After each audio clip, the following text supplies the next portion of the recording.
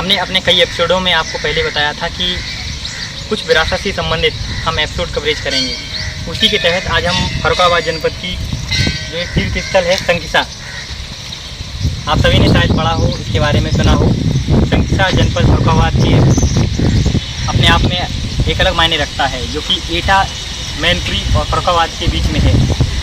अगर इसकी भौगोलिक स्थिति देखें तो एक नदी पड़ती है काली, उसके उत्तर में स्थित है। संकिसा के बारे में कई जानकारियाँ आपको हम बताएंगे। इसके लिए हमारे साथ में है यहाँ के स्थानीय निवासी श्रीकांत साक्य। उनसे बहुत सारी वार्ताएं होंगी और कुछ यहाँ पर अभी हम जब आए थे तो यहाँ पर दर्शक भी आए हुए हैं। ब्रीफ में बता दें कि आपको कि यहाँ पर कई देशों से भी लगातार पर्यटकों का आना जाना बना रहता है, लेकिन अभी कोरोना की स्थिति है, उसकी वजह से यहाँ पर लोग आपको इक्का दुक्का मिलेंगे, लेकिन सभी से हमारी वार्ताएँ होंगी कि आखिर वो लोग कहाँ से आए हुए हैं और क्यों आए हुए हैं। श्रीकांत जी, पहले तो द दस्तक 24 में आपने जो समय दिया उसके लिए आपको हम धन्यवाद अदा करते हैं। Thank you. संकिसा के बारे में आपसे हम कुछ जानकारी जुटाएंगे। आखिर संकिसा में लोग क्यों आना चाहें, ऐसा क्या कारण है जो संकिसा के लोगों का रुझान लगातार लगाव रहता है, क्या कारण है? ये संकिसा एक बहुत तीर्थ स्थल के नाम से प्रसिद्ध है और जो वर्तमान में ASI के अंतर्गत आता है। तो जो आप सामने स्तूपा देख रहे हैं, तो इसका महत्व ये है कि इसको बुद्धिस्ट भाषा में हम लोग अचल चैत्य बोलते हैं। अचल चैत्य पाली भाषा का शब्द। हाँ, बुद्धिस्ट भाषा और पाली भाषा के अचल चैत्य के नाम से जानते हैं। तो यहाँ हमारे जो त्रिपिटक शास्त्र है उसमें लिखा है कि भगवान बुद्ध अपनी माता जी को तामतिन श्लोक में उपदेश अवधम पिटक का दिया था। उसके बाद धरती पे अवतरित हुए थे। वो यही जगह है जो आप देख रहे हैं, जो हमारा अचल चैत्य है। इसी जगह पे उन्होंने अपना पैर रखा था। तो बाद में सम्राट महान चक्रवर्ती सम्राट अशोक ने इसका सुंदरीकरण कराया, अशोक के स्तंभ लगाया, काफ़ी शिलालेख भी रखे, लेकिन वो धीरे धीरे समय गुजरता गया तो उनका अता पता नहीं चला, जीर्ण हो गए, दब गए मिट्टी में। तो अच्छा, यहाँ पर जो आपने अभी स्तंभ की बात करी है, यहाँ पर गज स्तंभ, मेरे ख्याल से यहाँ पे गज स्तंभ है। जी। गज स्तंभ, उसके भी हम आपको दिखाएंगे कि गज स्तंभ अभी जीर्ण अवस्था में है। ये SI को उसकी तरफ काफ़ी विशेष ध्यान देने की आवश्यकता है। दर्शकों को ये बताइए, अगर कोई संकिसा आना चाहे तो कौन कौन से माध्यम और कौन कौन सी मार्ग हो सकते हैं जिसकी वजह से संकिसा पहुँचाना आसान हो? देखिए, ये संकिसा जो है 3 जिला है ना, मैनपुरी, एटा, फर्रुखाबाद, तीनों के जिलों के बॉर्डर पे बसा हुआ है। तो आपको अगर एटा से आना है तो अलीगंज से सीधा रूट आता है संकिसा के लिए, रोडवेज भी आती हैं। और अगर फर्रुखाबाद होके आना है तो पहले फर्रुखाबाद से मोहम्मदाबाद से संकिसा के लिए सीधा रूट है। और अगर मैनपुरी डिस्ट्रिक्ट से आना है तो मैनपुरी, बेवर एक कस्बा है और भोगांव है। तो भोगांव से सीधा रास्ता, भोगांव और बेवर से सीधा रास्ता संकिसा को आता है और गाड़ियाँ भी चलती हैं वहाँ से। और अगर आप ट्रेन से आना चाहते हैं तो सिकोहाबाद से फर्रुखाबाद जो ट्रेन लाइन है उस पर पड़ता है मोटा और पखना स्टेशन। दोनों में से किसी स्टेशन पे आप उतर के संकिसा के लिए गाड़ी पकड़ सकते हैं। हवाई मार्ग से आना चाहें तो यहाँ पर कानपुर, लखनऊ और आगरा हवाई मार्ग से आने वाले लोग यहाँ से भी आ सकते हैं। संकिसा के बारे में बौद्ध धर्म की कई पुस्तकें हैं, हीनयान के अंतर्गत भी काफ़ी लिखी गई हैं और कनिंघम बयान ने भी काफ़ी जिक्र किया है।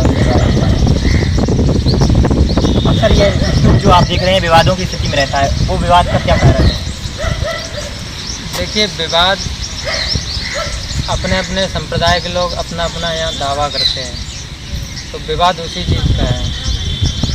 अब हिंदू लोगों की मान्यता है कि हमारी बिसारी देवी थी, उनका जन्म स्थान है ये, यहाँ बिसारी देवी थी, तो वो लोग अपने मत के अनुसार पूजते हैं। और बुद्धिस्ट लोगों का कुछ शिलालेख भी मिला है, सम्राट अशोक का स्तंभ भी मिला है, कई स्तंभ कई जगह आसपास आप खेतों में देखेंगे बरसात के समय मूर्तियाँ भी निकलती हैं भगवान बुद्ध की। तो प्रमाण तो सरकार भी मान चुकी है, जगह जगह बोर्ड भी लगा दिए हैं कि संकिसा बौद्ध तीर्थ स्थल है। और चीनी यात्री जो पायान आए थे, उन्होंने भी अपनी पुस्तक में संकिसा बौद्ध तीर्थ स्थल के नाम से जिक्र किया है।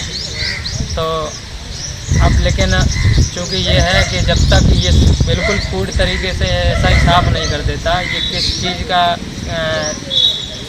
स्तूप है या किस पर्यटक स्थल किस लिए है, तो तब तक। अच्छा, अभी हाल ही में कुछ समय पहले और भी खुदाई हुई थी, आज से 1 साल पहले लगभग, तब यहाँ पर अवशेष प्राप्त हुए। 1 साल पहले जो स्तूप का मेन गेट है उसके दाईं तरफ कुछ सड़क का चौड़ीकरण का कार्य चल रहा था। जी जी।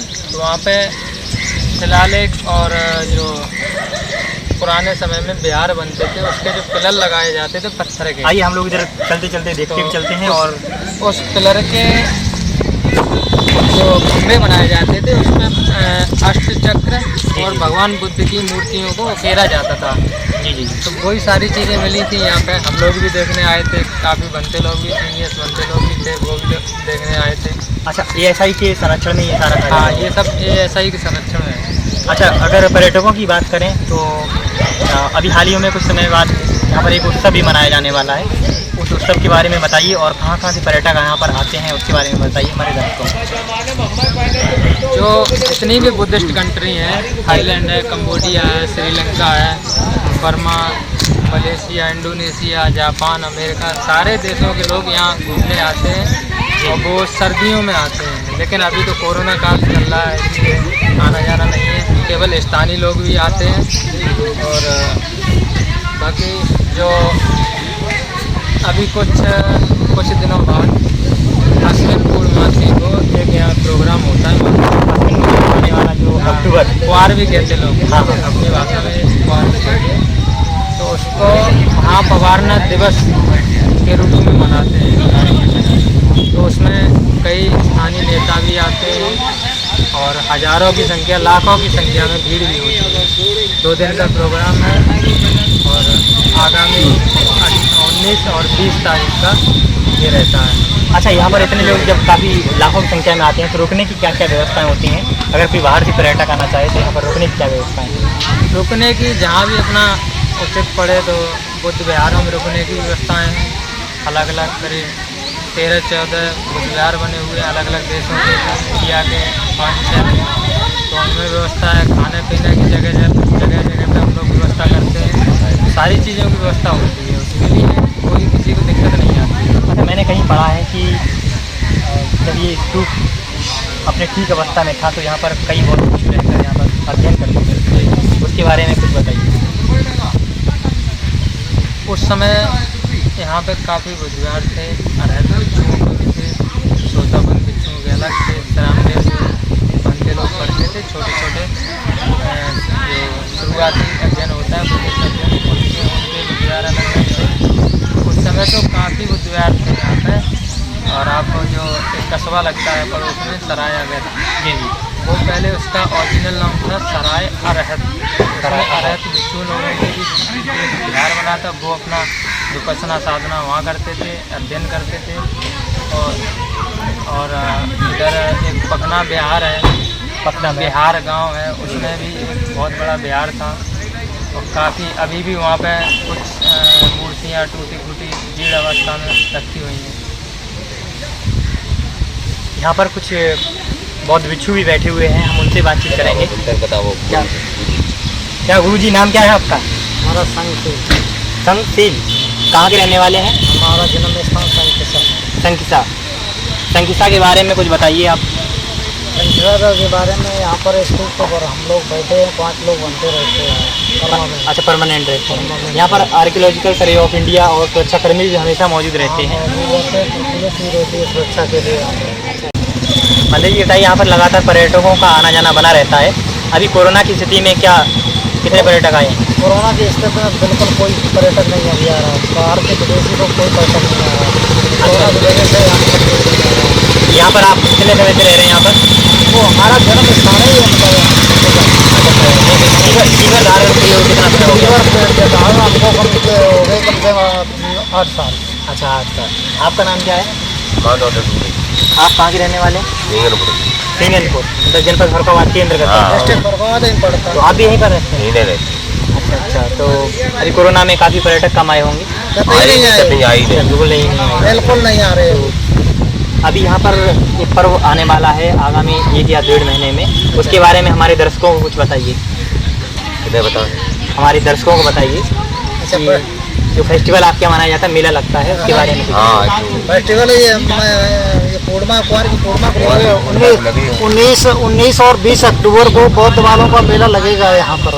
अच्छा अच्छा, अक्टूबर को सितंबर चल रहा है, अक्टूबर में 19 और 20 तारीख को मतलब मेला लगेगा बौद्ध वालों का प्रोग्राम, बौद्ध वालों को चलेगा। अभी यहाँ पर एक बौद्ध भिक्षु भी है, कोई पुस्तक भी रखी हुई है।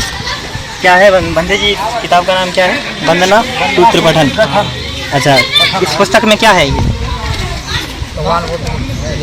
अच्छा, पूजा पाठ इसी से करवाते हैं आप, है ना? अच्छा अच्छा, ये पुस्तक देख सकते हैं? अच्छा अच्छा, ये पाली भाषा में लिखी हुई है, पाली और हिंदी अनुवाद है ये, है? क्या नाम है आपका बंदे जी? राजदत्त बनते जी, कहाँ के रहने वाले हैं? जन्म स्थान संस्था का। अच्छा, संगीता के आप भी हैं। अच्छा, कितना समय हो गया आपको चीवर धारण किए हुए? करीब 3 साल। अच्छा, ये कारण बताइए, आपका अलग रंग का है, आपका अलग रंग का, इसका कारण बता सकते हैं? ये लंका का है। श्रीलंका का। हाँ, और आपका बंदे जी? ये कम्बोडिया वालों का है, कम्बोडिया वालों का। ये लंका का, ये कम्बोडिया। अच्छा, तो अलग अलग ये बाहर से मिले होंगे आप लोगों को। हाँ, ये लोग मतलब हम लोग उसी के नाम में मिलते हैं। जैसा कि आपने देखा कि बौद्ध भिक्षुओं ने हमें कुछ जानकारी दी है कि वो लोग संगीता के रहने वाले हैं, काफ़ी समय हो गया।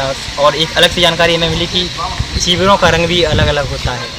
जैसा कि आपने सभी ने देखा कि हमने आपको बताया संगीता के बारे में, स्थानीय लोगों से भी वार्ता की। इस वार्ता में एक तथ्य निकल कर सामने आया कि इंटरनेशनल स्पॉट होने के बावजूद ये शहर या कस्बा या गांव या आप जो भी कहें, मूलभूत सुविधाओं से वंचित है।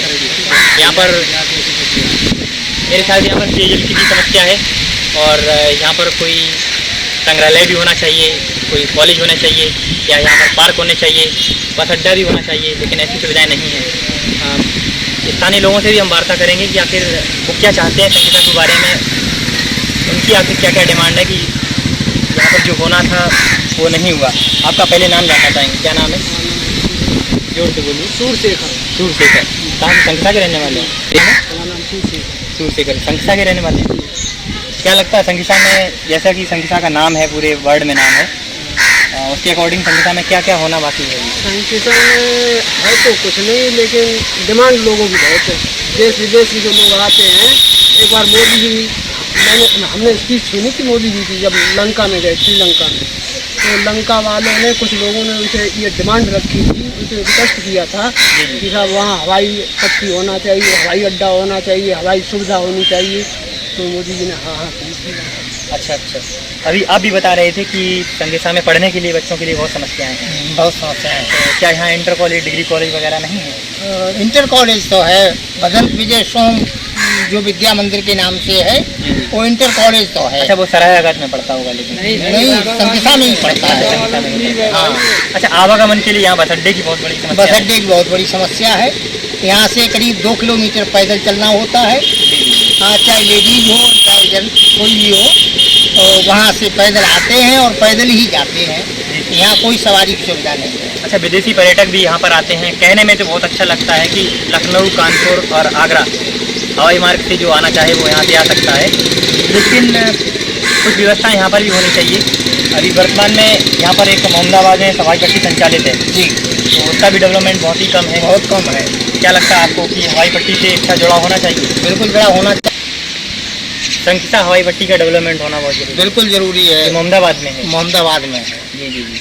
और संगीता में भी एक ऐसा स्थान होना चाहिए जो कि मोहम्मदाबाद ना उतर के संगीता में ही सीधा सीधा उतरे। अच्छा, मेरे ख्याल से यहाँ पर 2-3 मुख्यमंत्रियों का आना जाना लगातार रहा है। कई बार यहाँ पर राम नरेश यादव जी आए, अखिलेश यादव जी आए, और सिक्किम नरेश आए। वर्तमान में सिक्किम नरेश आए। हाँ, सिक्किम नरेश भी आए, दलाई लामा जी आए, ठीक है। और वर्तमान में सीएम योगी आदित्यनाथ का भी दौरा हुआ था। क्या लगता है संगीता में अभी केशव राव मौर्य आए। सुविधाओं का होना जरूरी है? सुविधाएं यहाँ सारी हैं। यहाँ पहले तो डेवलपमेंट होना चाहिए, चाहे बुद्धिस्ट हो चाहे सनातन धर्म से हो। जो भी लोग आते हैं वादा कर जाते हैं, होता कुछ नहीं है। यहाँ रोड नहीं है, लोग रोड के लिए तरस रहे, मंदिर के अंदर रोड नहीं है, मंदिर के अंदर बैठने के लिए कोई ऐसी ब्रेंच नहीं है सीमेंटेड जहाँ आदमी आके बैठ जाए। जी जी। पेयजल की सुविधा नहीं है, एक हैंड पैप है वो भी खराब है। और जहाँ तक हो वहाँ तक एक ऐसा धर्मशाला बन जाए जहाँ बनते और आम जनता आके बरसात में रुक जाए या धूप में रुक जाए, उसमें 2-4 कुर्सी बना दी जाए जिसमें लोग सुविधा से बैठ जाएं। या पर्यटक के लिए टॉयलेट की बिल्कुल व्यवस्था नहीं है, टॉयलेट जाने के लिए वो लोग शर्मिंदा होते हैं विदेशी लोग यहाँ आके। अच्छा, एक चीज़ और है, यहाँ पर पहले पूर्वकालीन जो सरकार थी समाजवादी पार्टी, उस समय यहाँ पर पार्क के लिए घोषणा की गई थी। पार्क के लिए अच्छा, उसकी स्थिति अभी क्या है? उसकी स्थिति ये है कि कुछ आया ही नहीं है। और सुशील साक्षी ने थोड़ा वो किया, सुशील साक्षी यानी स्थानीय विधायक, उन्होंने कुछ मतलब बनाना चाहा गेट वेट, तो पुरातत्व ने उन्हें अनुमति नहीं दी। हाँ हाँ, आर्कियोलॉजिकल सर्वे ऑफ इंडिया के अपने एक अलग मायने होते हैं, उसके अकॉर्डिंग वो काम चलता है। हाँ, उन्होंने इनको अनुमति नहीं दी, इसलिए नहीं बन पाया। और यहाँ बहुत दिक्कत है, कोई सुविधा नाम की चीज़ नहीं, ना पर्यटक को है और ना ही बनते को है, ना ही सनातन धर्म वालों को है। कोई भी यहाँ दोनों धर्म पूजा करते हैं, एक विसारी देवी के नाम से, एक बुद्ध अनुयायी जो है बुद्ध धर्म की पूजा करते हैं। पूजा दोनों लोगों की होती, कोई लड़ाई झगड़ा नहीं है। मुकदमा वो अदालत का फैसला है कब आए, लेकिन पुरातत्व से ये अनुमति चाहते हैं कि एक यहाँ छोटा सा धर्मशाला बन जाए, जो लोग यहाँ इकट्ठे होकर बैठ जाएं बरसात में। दोस्तों, जैसा कि आपने देखा कि हमने संगीता के बारे में आपको पूरा बताया, उस प्रांगण को भी मैंने आपको दिखाया और फिर मैंने छोटे छोटे क्लिप भी दिखाया आपको, टूटा हुआ गज स्तंभ। और यहाँ पर जो हमें प्राप्त हुआ उसमें ये निकल कर आया, यहाँ पर जो पर्यटक आते हैं उनके लिए रुकने की व्यवस्थाएं तो हैं, लेकिन वो उतनी नहीं हो सकी। और पानी की समस्या है, जो बता रहे थे यहाँ पर प्रांगण में नल तो बहुत हैं, लेकिन उनमें पानी नहीं है, अच्छा नहीं है। और इसी प्रकार सड़क और विद्युत की समस्या भी यहाँ पर है। लोगों ने बताया कि यहाँ पर हवाई मार्ग से जुड़ने के लिए कोई ऐसे हवाई पट्टी या उसका आधुनिकीकरण भी होना चाहिए, जो मोहम्मदाबाद में बनी हुई है। और इसी के साथ में यहाँ पर कोई टीन सेट्स वगैरह होना चाहिए, जहाँ पर बहुत भिक्षु या पर्यटक या कोई भी धर्म के आने वाले लोग बैठ सकें। और हम आपको एक चीज़ और बता दें, लोगों का कहना है यहाँ पर यह भी है कि यहाँ पर संग्रहालय या कोई कम से कम डिग्री कॉलेज तो होना चाहिए। आप देख रहे हैं द दस्तक 24। ऐसी ही रिपोर्ट, ऐसी ही खबरें और ऐसे ही वीडियो के लिए हमारे साथ बने रहें। खबरों के सिलसिले के लिए हमारी वेबसाइट भी है, उस पर अभी विजिट कर सकते हैं, जिसका लिंक हमारे डिस्क्रिप्शन में दिया हुआ है। नमस्कार।